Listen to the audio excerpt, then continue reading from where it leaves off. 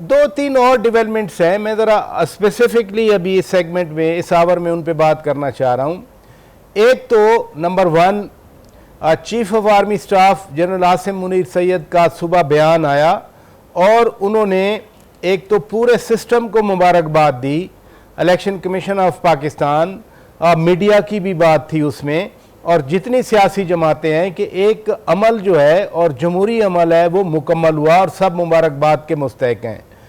दूसरी इम्पोर्टेंट बात थी उस उनके बयान में कि तमाम लोग जो मुत्तहद होकर मुल्क को दरपेश चैलेंजेस से निकालने के लिए काम करें।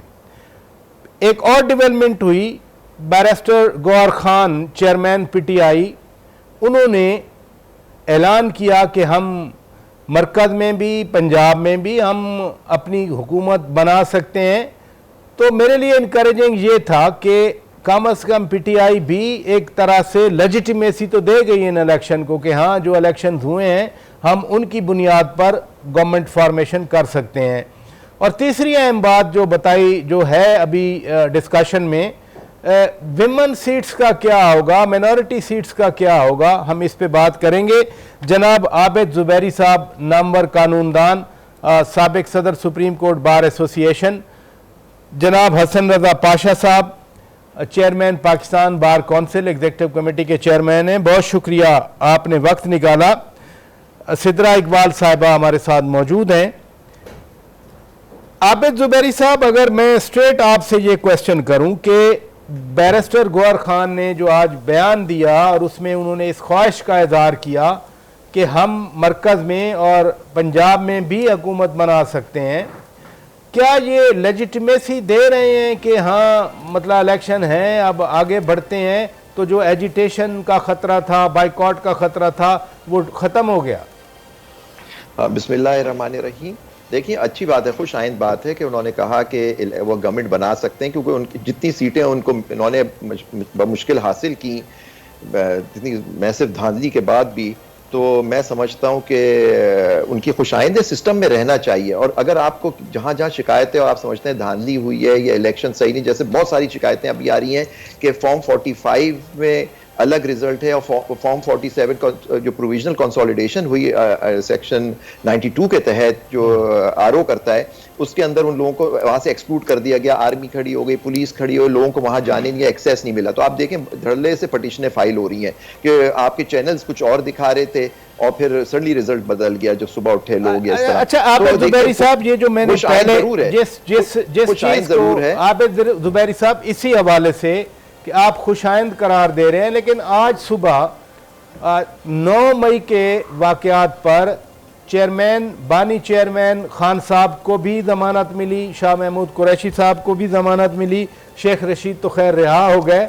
तो क्या वो सुबह वाली डेवलपमेंट और फिर इस इलेक्शन को जिसको आप भी खुशाइंद कह रहे हैं उनके बयान को कोई इसमें थोड़ा बहुत कोई कनेक्शन नज़र आता है आपको? नहीं, मुझे कोई कनेक्शन नजर नहीं आता, फॉर द सिंपल रीजन उनको बेल तो अपने हिसाब से मिली होगी। बेल के मिलने का जो कंडीशन होती है कि प्राइमा फेशी उन लोगों को 9 मई के उसमें वाकयात में उनको मुलव्वस करार दिया था इन्वेस्टिगेशन एजेंसीज ने, और कोर्ट किस नतीजे पे पहुंची है कि उनका अभी कोई इससे डायरेक्ट लिंक नहीं मिला या फर्दर इंक्वायरी की जरूरत है उसको उनका जुर्म साबित करने में कि ये इसमें मुलव्वस पाए गए, ये शाह महमूद कुरैशी साहब, इमरान खान साहब। तो ये इससे कोई नहीं है बात। लेकिन आप देखिए इलेक्शन से पहले 3 हैट्रिक हुई सजाओं की, तो उसको ना भूल जाइए, 3 दिन 4 दिन पहले की बात है। तो देखिए ना, वो तो आप देखें जो प्री पोल रिगिंग और सारी जो चीजें हुई हैं, उसके बावजूद इस पार्टी ने इतनी सीटें ले ली कि आज इंडिपेंडेंट्स अक्सरियत में है। तो इसलिए वो कह रहे थे गौहर खान साहब कि जी हम इस पोजीशन में है कि हम हुकूमत बना सकें।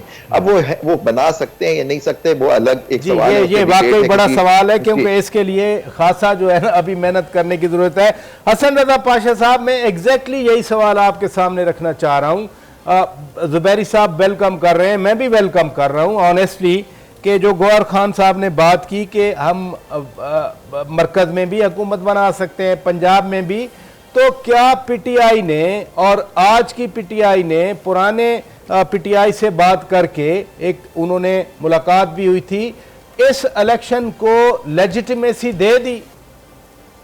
देखिए राजा साहब, सबसे पहले तो मैं क्रेडिट देता हूँ पीटीआई की मौजूदा लीडरशिप को, ठीक है, कि उन्होंने एक तो इलेक्शन से पहले बाइकआउट नहीं किया तमाम तर हालात के बावजूद, और दूसरा ये है कि इलेक्शन उन्होंने कंटेस्ट किया और मुख्तलिफ सिंबल्स पे उनके कैंडिडेट्स ने कामयाबी हासिल की, तो ये एप्रिसिएशन उनको ना दी जाए तो ये ज्यादती है। और तीसरी बात, जो आज उनकी प्रेस कॉन्फ्रेंस है जिनमें उन्होंने हुकूमत तश्कील देने का जो है वो दावा किया, ये भी अच्छी बात है, उनको मेन स्ट्रीम लाइन में आना चाहिए और जो बाकी स्टेक होल्डर्स है, बाकी पॉलिटिकल पार्टीज है, उनके साथ बात करनी चाहिए। और मसला सिर्फ यहाँ पे अटक रहा है कि वो किसी और के साथ बात करने को तैयार नहीं है, जो शायद उनका ये दावा कि वो हुकूमत बनाने चलेंगे वो मुश्किल हो जाएगा। मैं अभी सुन रहा था थोड़ी देर पहले एक टीवी चैनल पे बिलावल भुट्टो जरदारी साहब बात कर रहे थे, तो उन्होंने भी इस सवाल के जवाब में कहा कि हम मुंतजिर हैं कि अगर पीटीआई हमारे साथ राब्ता करती है और हम मुज़ाकरात के दरवाजे खुले हैं, तो इस किस्म की बात उधर से भी आनी चाहिए ताकि एक अच्छी सूरत हाल डेवलप हो, हारमोनी पैदा हो यहाँ पे।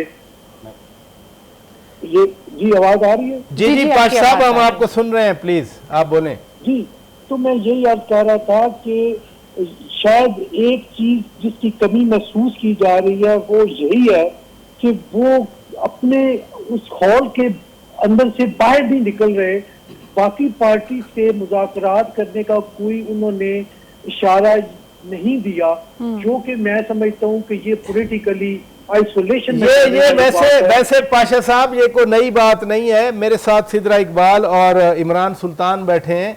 सिद्रा, आप कुछ पूछना चाह रही हैं? जी पाशा साहब, ये आपने जैसे कहा कि अभी भी साइलोज में हैं, आपको नहीं लगता है कि ये स्ट्रेटेजिक भी हो सकता है? राब्ते तो हो सकता है कि हो रहे हों बैकडोर चैनल से, लेकिन मेरे ख्याल में इस वक्त जैसे बड़े खुल के पाकिस्तान पीपल्स पार्टी ने एहतियात का मोहतात अंदाज में चल रहे हैं कि अभी पूरे रिजल्ट आ जाने दीजिए, हालांकि it's a very little percentage left, लेकिन आप क्या समझते हैं कि PTI will still not be open? इन्होंने कुछ नहीं सीखा अपने माजी से? जी, मैं यही अर्ज कर रहा हूँ कि जो तो आप पीपल्स पार्टी की बात कर रही हैं, तो वो उनको जो मेरा ख्याल है इंतहाई थोड़े नंबर रह गए हैं जो कि अनाउंस होने हैं, और शायद उनमें पीपल्स पार्टी की कोई सीट निकलती है या नहीं निकलती, ये भी एक क्वेश्चन है।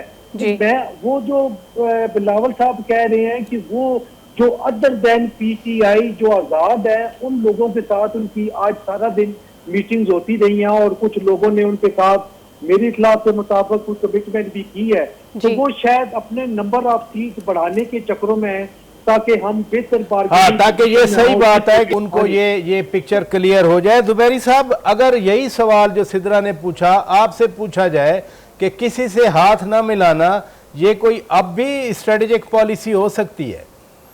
देखिए, मैं तो समझता हूं कि अगर मैं उनके होता तो मैं उनसे कहता बहुत मुहतात और एहतियात की जरूरत है।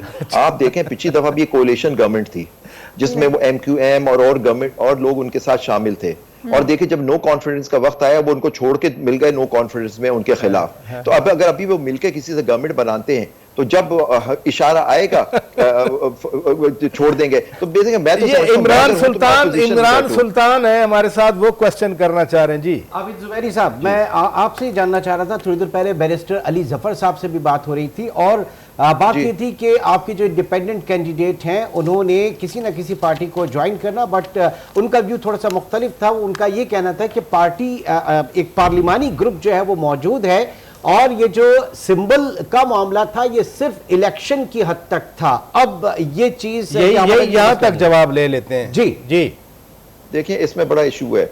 देखिए, मेरा एक व्यू है इसके अंदर। नेचुरली अली जफर साहब मेरे सीनियर हैं, बड़े भाई हैं हमारे, बहुत मोहतरम है, लेकिन मेरा एक व्यू ये है कि ये जो कैंडिडेट जो इनके इंडिपेंडेंट डिक्लेयर कर दिए गए बिकॉज सिंबल उनसे ले लिया गया, वो एक्चुअली इंडिपेंडेंट नहीं है। क्योंकि आप देखिए जो उन्होंने फॉर्म भरे इलेक्शन के लिए, उसमें अपने आप को डिक्लेयर किया कि वो पीटीआई के टिकट होल्डर है। अब कोई इंडिपेंडेंट होता है, वो लिखता है कि I am an independent candidate, मेरा किसी पार्टी से ताल्लुक नहीं होता और मैं आजाद हैसियत से इलेक्शन लड़ रहा हूँ। तो इस केस में वो नहीं है, उनसे सिंबल ले लिया, उनकी पार्टी खत्म नहीं हुई, पार्टी एग्जिस्ट करती है। लेकिन जो आपने बात पूछी कि जो अब ये इनको जो अब रिजर्व सीट्स का जब मामला आएगा उसमें जो आप जुबैरी साहब, ये हम आपसे यही सवाल करेंगे, लेकिन मुझे यहाँ चूंकि ब्रेक लेना है। फरदाना अली जो है वो कुछ इस बारे में पहले भी बात कर रही थी, तो मैं फरदाना अली आपसे कहूँगा ब्रेक के बाद जब वापस आएंगे तो आप भी क्वेश्चन कर सकती हैं। आप जुबैरी साहब, जनाब हसन रजा पाशा साहब हमारे साथ मौजूद हैं। नाज़रीन, स्टे विद अस।